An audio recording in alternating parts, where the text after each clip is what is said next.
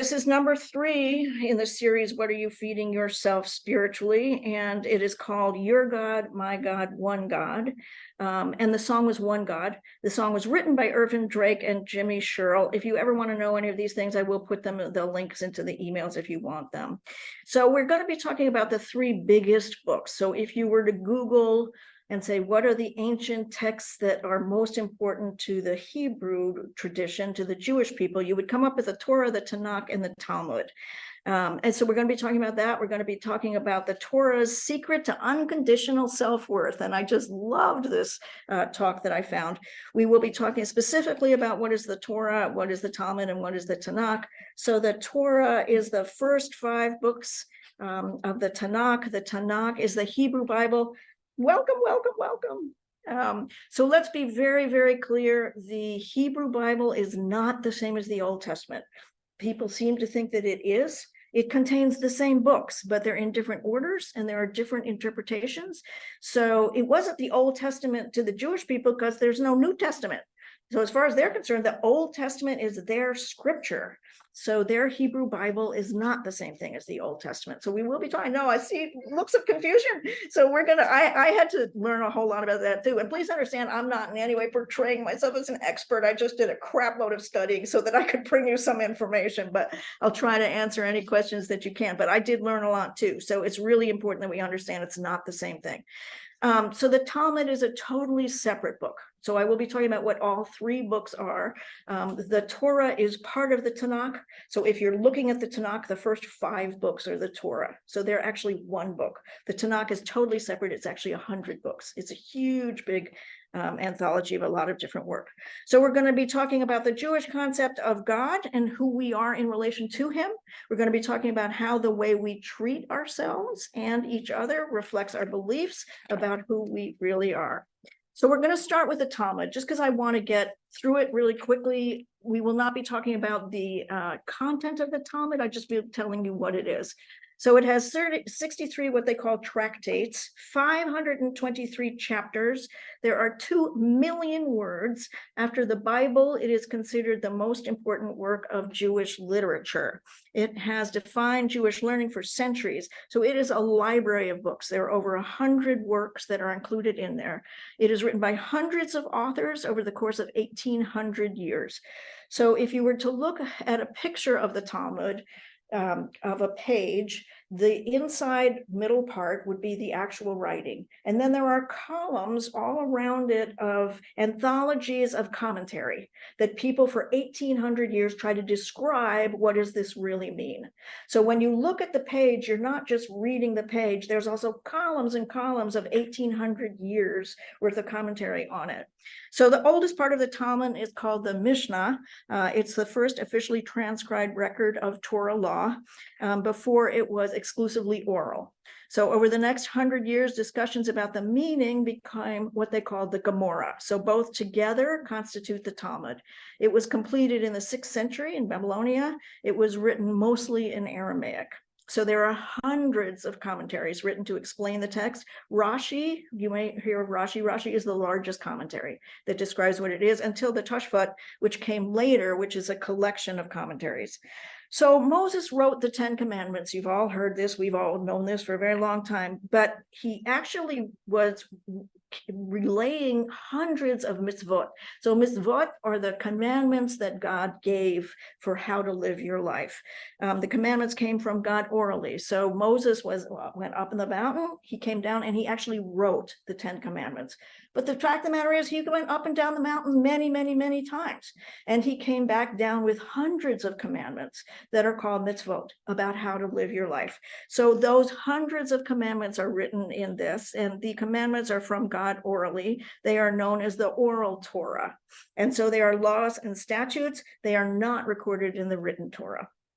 So the Talmud is about all of the commandments and the laws with hundreds of interpretations. It now covers everything from eating to philosophy to politics. Originally, it was just commentary on the original mitzvot that was turned down, but it's just got expanded over the 1,800 years, and it now covers morals and ethics as well. So I'm not going to talk to you about the content of the Talmud, because the Talmud, you talked last week about these rules. The Talmud is what contains all the rules. So I'm going to talk now about the Torah, and I'm going to be talking about the Tanakh, because that's where you get all the philosophy of Judaism and what their principles that they live by are. So the Torah, the first section, is the oldest section of the original Hebrew Bible. It has Genesis, Exodus, Leviticus, Numbers, Deuteronomy. It was written by Hebrews. Moses received the Torah from God, directly from God in Mount Sinai at 1400 BC. So before Christ, 1400 BC. Not just the 10 Commandments. They were just a tiny piece of everything that Moses received during several trips up and down the mountain. The Torah was usually mistranslated into the word law. And a lot of times in our Bible, the Christian Bible, you will read about the law. They're actually talking about Torah, but that's a mistranslation. The reality is the word Torah actually means teachings. So whenever you go and you see somebody say Torah means law, you know they don't know what they're talking about, because all of the rabbis have absolutely confirmed that it actually means the teachings, not the law. The first 5 books are also known as the Law of Moses, the Pentateuch, you've heard that word before, and the Torah. So everything you read in the Bible has its roots in the events and promises that were written in the Torah. When the people in the New Testament, Jesus, Paul, Peter, are talking about the law, they're all talking about the Torah. So I'm just going to go over real quickly what happened in each of those 3 parts. The Genesis, God created and rules the cosmos. The nations scatter, and they all have different gods. But the God of Israel chooses Abraham and promises to be with him. He gave him the land of Canaan, and he said that he would have many descendants, and they would, all of the families would grow out from him. All nations will be blessed. And it ends with Abraham's descendants going to Egypt to escape the famine. So the next part is the Exodus. You all know this story. Israel, a mighty group of people, were enslaved by the Egyptians. God rescues Israel from Egypt and rescues them from both the human and the divine oppressors. God leads Israel into the wilderness, and he makes a special pact with them, and he gives them the law. And the law is a solemn and binding agreement between 2 parties, and he calls it a covenant. So you've heard the word covenant all the time. Whenever God comes down and makes an agreement between peoples, that's called a covenant. So God's terms to occupy the land, God promised he would protect them and give them a land. Israel must love him, must have loyalty to God. They must love and respect other human beings. They can't murder. They have to honor their mother and father, and they can't steal. So the next book is Leviticus. Leviticus is God comes down to dwell among the people. This is where you see all the burning bush stuff and other periods, physical reminders of God's presence on the earth. And it's like the fiery cloud. Israel needs to deal with how to have a relationship with God. And so in order to do that, they come up with all these rules and rituals. The next one is Numbers. Numbers is the 40-year journey from Mount Sinai to the edge of the promised land. Israel rebels and wanders for 40 years, but God preserves and disciplines them until a new generation comes. The people said they didn't believe that God would hold up his end of the bargain.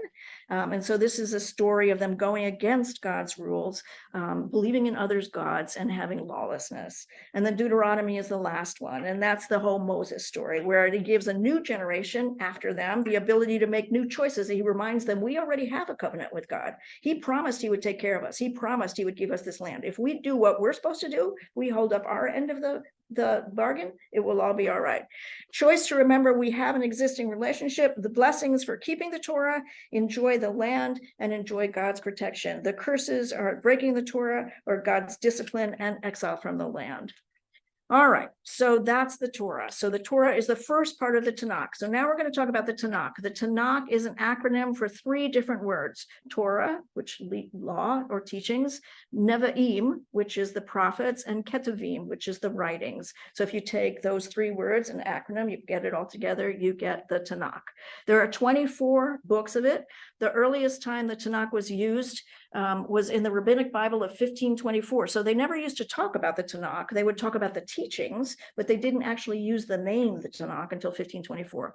The Jewish Tanakh is different from the Christian Old Testament.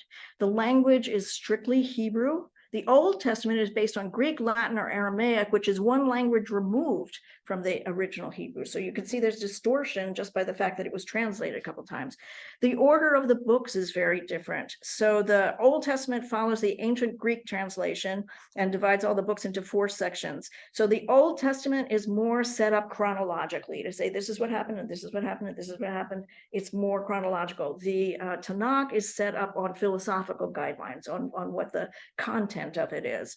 So the 4 books in the Old Testament are, the 4 sections are the Pentateuch, the Kings and Chronicles, which are the history, the poetry and wisdom, and the prophets. The Tanakh has 3 different parts: the Torah, which we just talked about, the prophets, and then the next part is the writings. So the writings, the last book to be completed in the canon of ancient Israel. The order is important because certain books, so you remember back then there weren't books, there were scrolls. So certain scrolls were brought into ceremonies and were very important for the celebration of certain holidays. And so that's why the order is so important, because they brought certain scrolls that they thought were important. The Old Testament, Malachi is the last book, is considered a forerunner for the New Testament. But again, the Tanakh didn't believe in the New Testament, so they didn't have to have a forerunner to it. The Tanakh, as I said, has 24 books. The Roman Catholic Old Testament, just to show you the difference, has 46 books. The Eastern Orthodox version of the Bible has 53 books. The extra books are called the Apocrypha. You've probably heard of that. In the Protestant Bibles, they're not counted as part of the Old Testament. The Protestant Bible is the one that is most like the Tanakh. So the Jewish tradition does not use the word Old Testament because there is no New Testament. So just a real quick study of what the books are. It's very important to both Jews and Christians. When Jesus rose from the dead, he said he had fulfilled all that had been written in the law of Moses, the prophet, and the Psalms. Those are the 3 books. The first 5 books of the Torah, we talked about that. The Tanakh is the first 5. First 5 is the Christian Bible.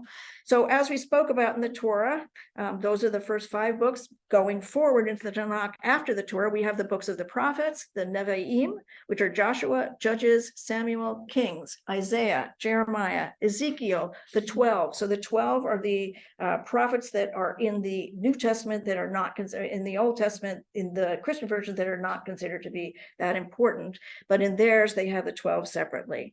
One work, they are all included, the 12 minor prophets. So they're split into 2 halves. The first 4 in the Christian Bible we consider history. So the Christian Bible is still very different from the Tanakh. They are all prophets in the Tanakh. They are prophetic. They are speaking into how the relation with God played out over time. So the Ketuvim is the books of poetry, the Psalms, the Proverbs, Job, Song of Psalms, Ecclesiastics. The books that the Christian call history are Esther, Ruth, Ezra, Nehemiah, and Chronicles. So it's interesting. Again, you have to understand that we've been through several different translations, but if you go to the original Hebrew, the Psalms, the Proverbs, and Job, if you take the first 3 letters of each of those, they come to be a word that means truth. So if you take the first 3 letters, it comes to be Emet, and Emet means truth. So that all those Proverbs are considered the book of truth. So the group of 5 scrolls are all read during important Jewish feasts: the Song of Songs, Ruth, Lamentations, Ecclesiastics, and Esther. Those are the 5 scrolls that they take with them. Daniel, Ezra, Nehemiah, and Chronicles tell the story of Israel's history with God. All books fit together. At the end of the Torah, the first 5 books, you have Moses dying and saying, since that time, no prophet has lived in Israel like Moses. Then the next one in the Tanakh after that is the prophets. At the end of the prophets is the book of Malachi, which ends with the promise that the day will come when people of Israel see the distinction between the righteous and the wicked, and they are told to remember the law of Moses. That leads to the first book of writings, which is the Ketuvim, which is the Psalms. The first Psalm says, they're talking about how the blessed person is who walks with God. So scriptures end with Cyrus the Great, the Persian emperor, saying, God has appointed me to build a temple in Jerusalem because the old temple had been torn down. Anyone who worships the Lord, let them go. So this anticipates the completion, that there's still more to come, which confirms what Jesus said: everything must be fulfilled that has been written about me in the law of Moses, the prophets, and the Psalms.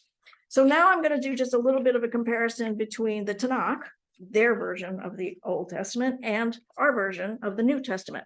So the Tanakh, Deuteronomy 6:4, hear, O Israel, the Lord our God, the Lord is one. This is all studying about one God, what they all have to say about one God. 1 Timothy 2:5, so that's the New Testament. For there is just one God, and there is one mediator between God and man, and his name is Jesus. Tanakh, Isaiah 44:6, thus saith the Lord, the kings of Israel and his Redeemer, the Lord of hosts, I am the first and I am the last. Beside me, there is no God. 1 Corinthians 8:6, which obviously is the New Testament. Yet for us, there is one God, the Father, from whom all things and for whom all we exist. Tanakh, Deuteronomy 4:35, to whom it was shown that you might know that the Lord is God, there is no other besides him. Ephesians 4:6, one God and Father of all, who is over all and through all and in all. Tanakh, Psalm 92, before the mountains were brought forth, or ever you had formed the earth and the world, from everlasting to everlasting, you are God. And John 1:3, all the things were made through him, and without him was not made anything, nothing was made. And 1 Kings 8:60, that all the peoples of the earth may know that the Lord is God, there is no other. So now I found this incredible, I'm always trying to find a way to sum up the belief systems of the books that I'm showing to you. So I found this guy, I was talking about him a little bit before. His name is Rabbi David Aaron, and he was considered the God expert. He's been teaching for over 35 years. He answers difficult questions about God's existence and our own existence. He's the author of Seeing God, Love is My Religion, and The Secret Life of God. All books I would recommend that I pulled out some references from. So he says, the secret to everything in your life is feeling good about yourself. Everything else will flow from there. The golden rule of the Torah is love your neighbor as yourself. Leviticus 19:18 is where that is written. It is predicated on loving yourself, finding joy when you feel good about yourself.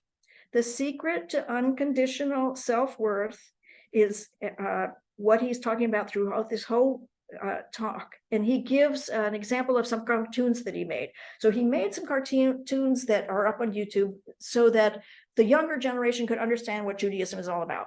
So he showed this one little cartoon, just about 2 minutes, and it's about two drops in the ocean that we're having a discussion. One is Seymour and one is Gil. And Seymour's girlfriend just dumped him because he doesn't believe in the ocean. And his friend says, you don't believe in the ocean? And Seymour says, show me the ocean and I'll believe in it. And he says, you can't see it. And Seymour says, why? Because he's so big and he's so far away and he's up in the clouds. And he says, no, it's not because he's too far away somewhere in heaven. It's because he's too close. Hashem, that is his word for God, is not someone somewhere. He's the one everywhere. We are in him and he's in us. There's nothing but the ocean. We are all drops. It's all pure joy. There's no greater feeling than the feeling of being part of the greater. There's nothing but the one, and you are someone, some of the one. You are part of him. I am drunk with love. I cannot but love the ocean and everyone down to the last drop. We are one with him, and we are one with each other through him. We all share one single self, and that's the miracle and the joy of true love. The connection to Hashem is the secret to our self-worth. You do not do that just by putting God in your life, but by putting your life in God. The Jewish understanding of God is that he is life existence. He is like the ocean, and you and I are drops in the ocean. Where is God not? We are within him. He is within us. There is nothing but God. God is not a being in existence. He is existence, and infinitely more than that. Where is God not? Everywhere you turn, everything in your life, you are facing the presence of God. We are all seeking to feel part of the greater. If you want to feel great, understand you are part of the great. Most people try to feel great through ego tactics, being number one. That's not the Jewish way. We feel good about ourselves when we are part of a greater self. We feel great when we are part of the great. The ego lie is self-centered, self-sufficient, independent, set apart from all. I'm special. I become special by being set apart from all. Judaism says you feel special by being part of the all and committing yourself to the to the all, part of the greater reality, feeling part of God. Love your neighbor as yourself is the end of the passage. It says, because I am God. All there ever was, is, and ever will be. I am all being. I am all existence, nothing but me. I am the one, and you're someone, and this person next to you is someone. We are each some of that one. We are all part of the one self. There is not one God in all the categories of God. God is not a category. He is the category in which all categories exist in the first place. If God were light, each of us would be a different color in the spectrum of light. If sun, each of us would be a ray of sun. When you love your neighbor as yourself, because I am God, there's only one I am, there is only one self, there's only one, and we are all part of that self. To truly believe in God means you love. So Nietzsche is known for the comment, God is dead. He tells a story of how he walked into a bathroom in Manhattan and it said, God is dead, Nietzsche. And then underneath it said, Nietzsche is dead, God. I just love that. I just thought that was so wonderful.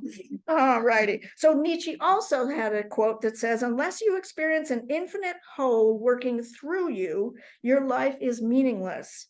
You cannot help but love yourself when you realize you are a drop of God.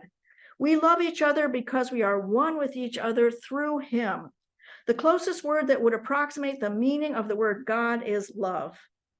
At Sinai, God said, I am all there ever was, is, and that ever will be. I am the source of your godliness. I am your inner, greater, yet hidden self. The Torah is all about realizing we all share one self. We are all one. What is the source of genuine self-worth? When you realize you are a masterpiece, you are a piece of the master. You want to feel like you are someone. That's because you are someone. You are some of the one. God is the one, and we are all part of that one. You've got to treat yourself that way and act that way. You are created in the image of God. You are no less than a manifestation of the unique one self, one soul of the universe, God. You should treat yourself that way. Then other people will treat you that way too.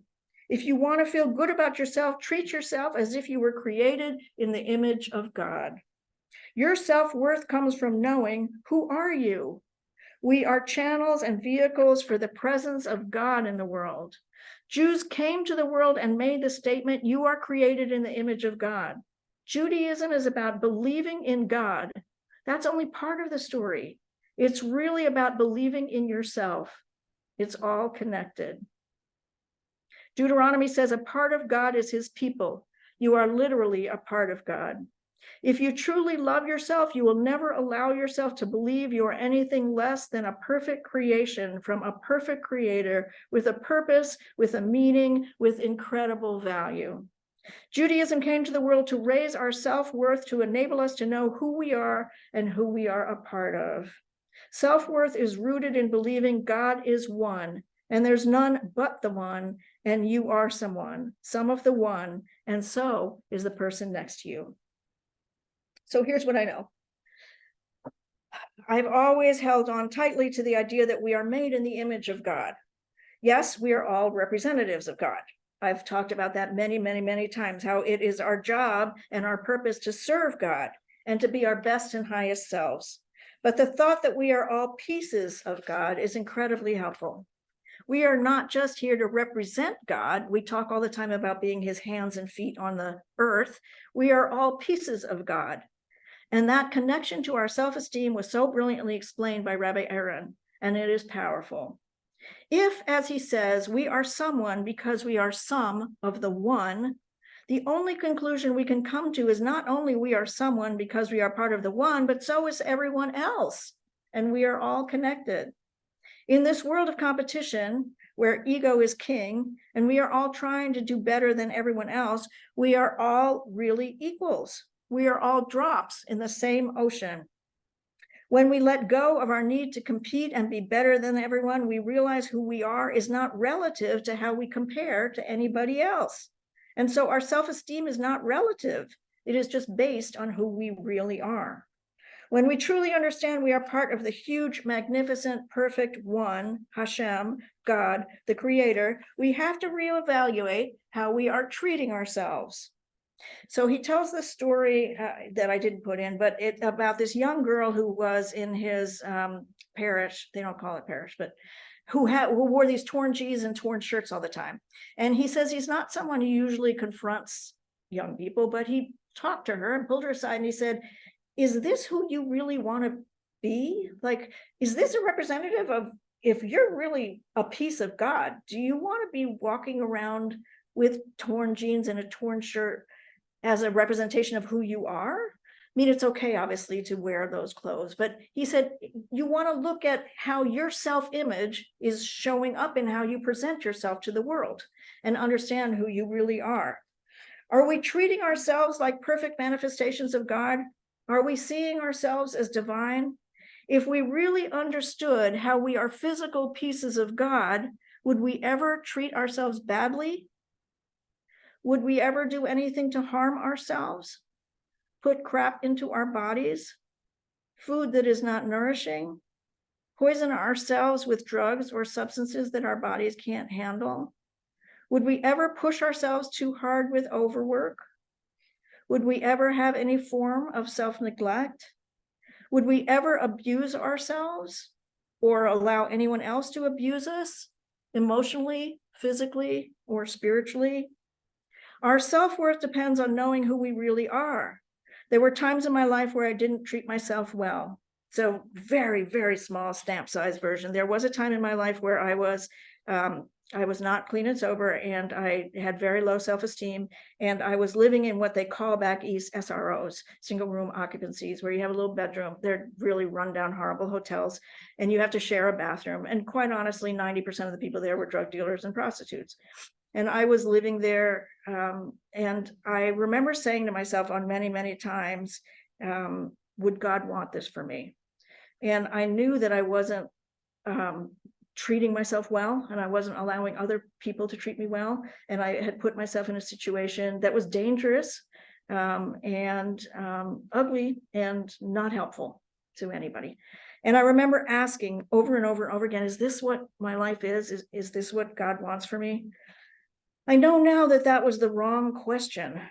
The real question is, does what I am doing right now accurately represent who I really am? If my self-worth is based on knowing I am a piece of God, I will never allow myself to fall into traps where I am not treating myself as the piece of God that I really am. I have heard said many times, I'm a child of God. And that's true, but that's only part of the story. The full truth is that I am a piece of God, part of this creative, brilliant, happy, healthy whole of creation. I am connected to all the other pieces of God, and we all need to remember who we really are. Rabbi Aaron says, self-worth is rooted in believing God is one, and there's none but the one, and you are someone, some of the one. Let's remember to treat ourselves with respect and dignity and grace, remembering this truth. There is only one, and we are a piece of the one. Your God, my God, one God. And so it is. Remember at all times the power is in you. It always has been, and it always will be. All right. I'm going to turn off the recording.